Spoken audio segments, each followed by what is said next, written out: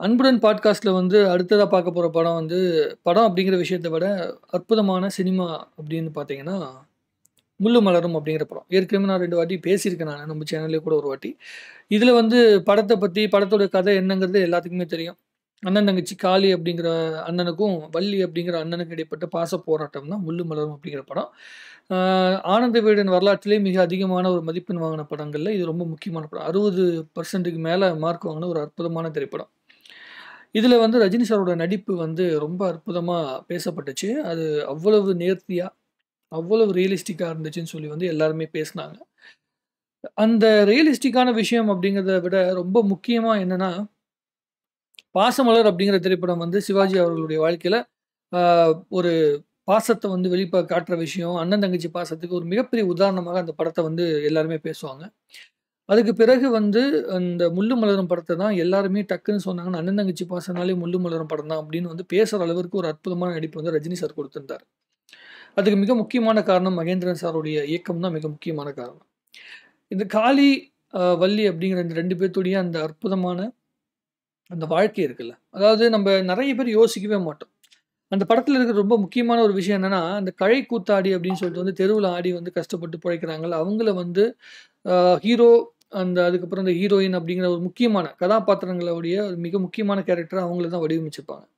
அதுக்கு பிறகு வந்து அதுவரைக்கும் தமிழ் சினிமால வந்து இந்த ட்ரெயின் கண்டக்ட் பண்ற இன்ஜினியரு, அதே மாதிரி வந்து ரயில்வேல வேலை பார்க்குறவங்க, பஸ் கண்டக்டர் இந்த மாதிரி விஷயங்கள தான் நெறைய பேர் சொல்லும்போது, அந்த ரிங்ச் ஆப்பரேட்டர்ன்னு சொல்லிட்டு வந்து ஒரு கேரக்டர் வந்து உருவாக்குறாங்க. ரஜினி சார் வந்து அந்த ரெஞ்சில வந்து போற மாதிரி, அந்த ஒரு கேரக்டர வந்து காட்டியிருப்பாங்க. அது ரொம்ப வித்தியாசமா அந்த டைம்ல பேசப்பட்டுச்சு. நீங்க நல்லா நோட் பண்ணி பாருங்க. அந்த கேரக்டர் அந்த வேலை செய்ற ஒருத்தர வந்து ஹீரோவா காட்டுனது, அதுக்கு முன்னாடி படங்களே நெறைய படங்கள் கிடையாது. அதுக்கு பின்னாடி நெறைய படங்கள்ல வந்ததே கிடையாது. ஸோ மகேந்திரன் சார் வந்து ரொம்ப புதுமையா ஒரு விஷயத்த காட்டணும்னு சொல்லி ஆசைப்பட்டாரு. அதே மாதிரி மலை பிரதேசங்களுடைய அழகு இது எல்லாத்தையும் ரொம்ப அற்புதமா காட்டியிருந்தாரு. இந்த படத்துல வந்து ரொம்ப முக்கியமா நான் உணர்ந்த விஷயம் என்னன்னா, ரஜினி சார் வந்து எவ்வளவு அற்புதமான ஒரு நடிகர் அப்படிங்கிற விஷயத்த வந்து உணர வச்ச ஒரு திரைப்படமா இருந்துச்சு.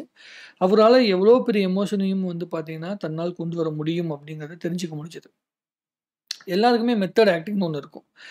சினிமால போயிட்டு வந்து இந்த நம்ம நவாஸ்தீன் சித்திக் வந்து பேட்ட படத்துல வில்லனா நடிச்சார்ல, அவர் வந்து ஒரு விஷயம் சொன்னாரு.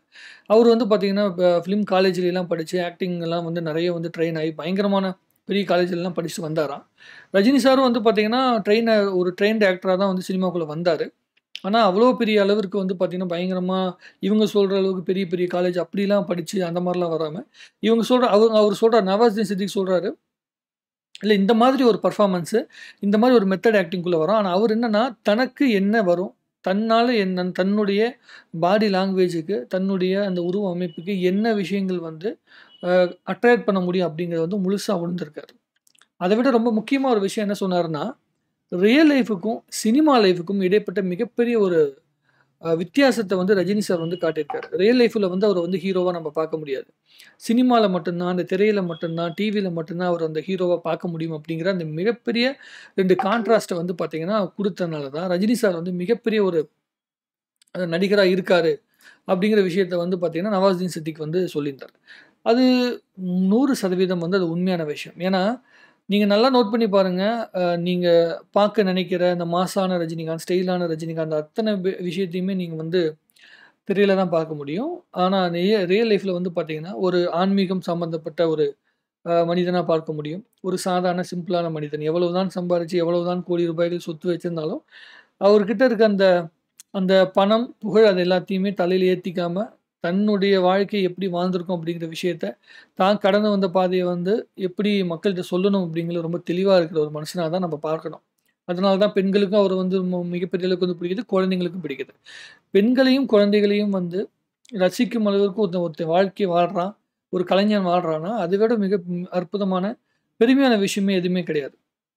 அப்ப ரஜினி சாரோட அந்த ஃபார்முலாவ பயன்படுத்தி தான், எல்லாருமே வந்து பார்த்தீங்கன்னா, இப்ப சினிமாக்குள்ள மாஸ் ஹீரோ அப்படின்னு சொல்லி வந்து தமிழ் சினிமாக்குள்ள இருக்கிற மேக்ஸிமம் பேர் வந்து அந்த ரஜினி ஃபார்முலாவ டச் பண்ணாத யாருமே இருந்திருக்கவே மாட்டாங்க. ஏன் பல பேர் ரஜினி சாரோட ரெஃபரன்ஸ படத்துல பயன்படுத்தாத ஹீரோஸே இப்ப இருக்க டாப் ஹீரோஸ் கூட கிடையாது. ஸோ அப்படிப்பட்ட ஒரு லைஃப வாழ்ந்த ரஜினி சார் வந்து, பீக் ஆஃப் த கரியர்ல இருக்கும்போது நடிச்ச படம் தான் இந்த முள்ளு மலரும் அப்படிங்கிற படம். இந்த காளிங்கிற கேரக்டர் வந்து பார்த்தீங்கன்னா, ஒரு எக்ஸ்பெரிமென்ட் படம் கிடையாது. அவர் உணர்ந்து, அவரு வந்து பெரிய அளவுக்கு வளர்ந்துட்டு இருக்கிற நேரத்திலேயே வந்து பார்த்தீங்கன்னா, நடிச்ச திரைப்படம்.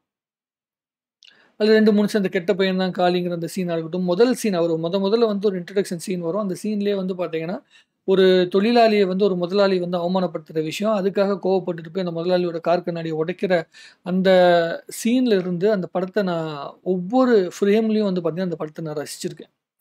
எப்படின்னா, பாலு மகேந்திரா சாருடைய கேமரா அந்த படம். அந்த பாலு மகேந்திரா சாருடைய அந்த அழகியல் இருக்குல்ல, அந்த ஒவ்வொரு சீன்லயும் அந்த ரஜினி சார் வந்து அவருடைய ஸ்டைல வந்து ஒவ்வொருத்தரும் ஒவ்வொரு விதமா பயன்படுத்தியிருப்பாங்க. ஆனா, அந்த முள்ளும் மலரும் படத்துல வந்து எப்படின்னா, அந்த குளத்துல உட்காந்துட்டு வந்து வந்து அவரு அந்த மீனுக்கு பொறி போடுற சீன்ல கூட அவ்வளோ அழகா தெரிவாரு. எனக்கு அது ரொம்ப ரொம்ப பிடிச்ச அந்த இது அந்த பிக்சரைசேஷன் இருக்குல்ல, அது ரொம்ப ரொம்ப பிடிக்கும். அந்த குளத்துல வந்து மீனுக்கு வந்து அந்த பொறி போடுறதா இருக்கட்டும். அதுக்கப்புறமேட்டு அந்த மங்காங்கிற கேரக்டர் வந்து பார்த்தீங்கன்னா, ரசிக்கிறதா அந்த ஹீரோயின் கேரக்டர் வந்து ரசிக்கிறதா இருக்கட்டும். அந்த ஒரு கை போன பிறகு கூட கல்யாணம் ஆன பிறகு, அந்த ஃபர்ஸ்ட் நைட் சீன்ல வந்து அவரு வந்து அந்த எப்படி சொல்றதுன்னா, அந்த எப்படி அந்த ஃபீல் இருக்குல்ல, அந்த அந்த வெட்கம் அப்படிங்கிற விஷயத்த காட்டுறது. அதெல்லாம் ரொம்ப அற்புதமா இருக்கும். அதாவது எப்படி சொல்றேன்னா, அண்ணன் தங்கச்சிக்குள்ள சண்டை வந்ததுக்கு அப்புறமேட்டு தங்கச்சிகிட்ட கோச்சுக்கிட்டு நான் பேச மாட்டேன் போன்னு சொல்லிட்டு வந்து, அந்த வெட்கப்படுறது, அந்த எப்படி சொல்லி கோச்சுக்கிற அந்த அழகு இருக்குல்ல, இது எல்லாமே. அதுக்கப்புறம் அந்த தங்கச்சிக்கு வந்து அவ தூங்குனது பிறகு வந்து பார்த்தீங்கன்னா, மருதாணி இடுற அந்த விஷயம். இதெல்லாம் பார்க்கும்போது, ஒரு மாஸ் ஹீரோவா வளர்ந்துட்டு இருக்கிற ஒரு ஹீரோ வந்து பண்ணக்கூடிய திரைப்படமே இது கிடையாது. லாஜிக்கலி அந்த டைம்ல, அந்த பீக் ஆஃப் த டைம்ல வந்து பண்ணவே மாட்டாங்க யாருமே. ஆனா, அப்போ வந்து அந்த படங்கள் பண்ணியிருக்காங்க. அத விட ரொம்ப முக்கியமான படம் ஒண்ணு இருக்கு. அது எங்கேயோ கேட்டுக்குரல் அப்படிங்கிற படம். அந்த படத்த பத்தி பேசணும்னா, அவ்வளவு பேசலாம். இந்த படம் வந்ததுக்கு முன்னாடி வந்த படத்தையும், அதுக்கு பின்னாடி வந்த படத்தையும் நீங்க பார்த்தீங்கன்னா, எப்படி இந்த படத்த செலக்ட் பண்ணி நடிச்சாரு அப்படிங்கிற அளவுக்கு ஒரு மிகப்பெரிய கேள்வி இருக்கும். அவ்வளோ அற்புதமான ஒரு கதை. அது ரொம்ப வந்து எந்த ஒரு பெரிய ஹீரோவுமே, யாரு வளர்ற ஹீரோ வந்து இந்த மாரி கதைய வந்து செலக்ட்டே பண்ண மாட்டாங்க. அப்படிப்பட்ட படம் வந்து எங்கேயோ கேட்டுக்குரல். அந்த இந்த மாதிரி திரைப்படங்கள் வந்து ஒரு அற்புதமான நடிகராகிய ரஜினிகாந்த் அப்படிங்கிற ஒரு மனிதன வந்து நமக்கு குடுத்துச்சு. அ காலம், அ சினிமாவுடைய வியாபாரம், அந்த வியாபாரத்துடைய அந்த பசி இருக்குல்ல, அதுதான் வந்து ரஜினிகாந்த் அப்படிங்கிற நடிகனுடைய பசிய வந்து என்டர்டெயின்மென்ட் அப்படிங்கிற இடத்த நோக்கி நகர்த்திருச்சு. இந்த முள்ளும் மலரும் திரைப்படங்கள் மாதிரி இன்னும் 10, 15 படங்கள் ரஜினி சார் நடிச்சிருந்தாருன்னா, ஒரு மிக அற்புதமான ஒரு நடிகர தமிழ் சினிமா இன்னும் பல வருஷங்களுக்கு பேசக்கூடிய அளவிற்கு அற்புதமான நடிப்பு குடுத்திருக்க படங்கள் வந்து நமக்கு நெறைய கிடைச்சிருக்கும். இந்த காளி, வள்ளியோட கேரக்டர பார்க்கும்போது, ஒவ்வொரு முறையும் எனக்கு தோன்ற விஷயம், இந்த காளிய வந்து ரீப்ளேஸ் பண்ற மாரி ஒரு கேரக்டர் வந்து ரஜினி சார் வாழ்க்கையில இன்னும் பல படங்கள் பண்ணியிருக்கலாமே அப்படிங்கிற ஆதங்கமும், ஏக்கமும் தான் ஒரு ரசிகனாக, தமிழ் சினிமா ரசிகனாவே எனக்கு வந்து இருந்தது. அதே மாதிரி மகேந்திரன் சாருடைய அந்த ரஜினி சார வந்து மகேந்திரன் சாருடைய பார்வையில பார்க்கும்போது ரொம்ப வித்தியாசமா இருந்துச்சு. ஜானி திரைப்படத்த நீங்க பார்த்தீங்கன்னா தெரியும். எவ்வளோ வித்தியாசமா வந்து ரஜினி சார காட்ட முடியுமோ, அவ்வளோ வித்தியாசத்தோட வந்து அவரு வந்து போர்ட்ரேட் பண்ணி காட்டியிருப்பாரு. இந்த மாதிரியான இயக்குனர்களும், இந்த மாதிரியான நம்மளுடைய பாலுமகேந்திரா சார் மாதிரியான ஒளிப்பதிவாளர்கள், இளையராஜா சார் மாதிரியான இசையமைப்பாளர்கள், ரஜினி சார் மாதிரியான அ மாஸான இடத்துல இருந்தால் கூட, சாதாரண ஒரு ஆர்ட் ஃபிலிம் கூட நடிக்கணும் அப்படிங்கிற வந்து மனசு உள்ள அந்த நடிகர்கள்லாம் இருந்ததுனால தான், இந்த காலத்தால் அழியாத இந்த முள்ளும் மலரும் நமக்கு கிடைச்சது அப்படிங்கிறது எந்த விதத்திலயும் மிகை இருக்காது. YouTubeல இந்த படம் வந்து உங்களுக்கு ஃப்ரீயாவே கிடைக்கும். நீங்க ஒரு இந்த காலத்தில வந்து நீங்க நெறைய பேர் என்னன்னா, இந்த கிரிஞ்சு, இந்த வைபு இந்த மாரி வார்த்தைக்குள்ள வந்து அடிஞ்சு கிடக்குறோம். இதையெல்லாம் நீங்க வந்து தாண்டி ஒரு அற்புதமான ஒரு விஷயம் இருக்கு. அது பேரு வந்து பாசம். அத சொன்னோம்னா நெறைய பேர் வந்து கிண்டல் பண்ணுவாய்ங்க, கேலி பண்ணுவாய்ங்க. என்னடா இவன் பூமர் மாரி பேசுறான், அப்படி பேசுறான்லாம் சொல்லுவாய்ங்க. உண்மையாகவே ஒருத்தங்க மேல உண்மையா நீங்க பாசம் வச்சீங்கன்னா, இந்த மாதிரியான திரைப்படங்கள் உங்களுடைய மனசை தொடும். அ அப்படி நீங்க வந்து ஆர்ட்டோட பார்வையில, கலை பார்வையோட பார்க்குறேன். நான் வந்து ஒரு ஃபாரின் படங்கள்லாம் பார்ப்பேன். பெரிய பெரிய இயக்குனருடைய படம்லாம் ராபர்ட் அவர் பேர் என்ன? மார்ட்டின் ஸ்கோர்செஸே படம்லாம் பார்ப்பேன். அப்படிப்பட்ட மைண்ட் செட் இருக்கவங்களா இருந்தால் கூட, இந்த திரைப்படத்த பார்த்தீங்கன்னா, உங்களுக்கு ஆர்ட் ஓரியன்டடாவே இந்த படம் வந்து பெரிய அளவிற்கு வந்து மனச தொடும்.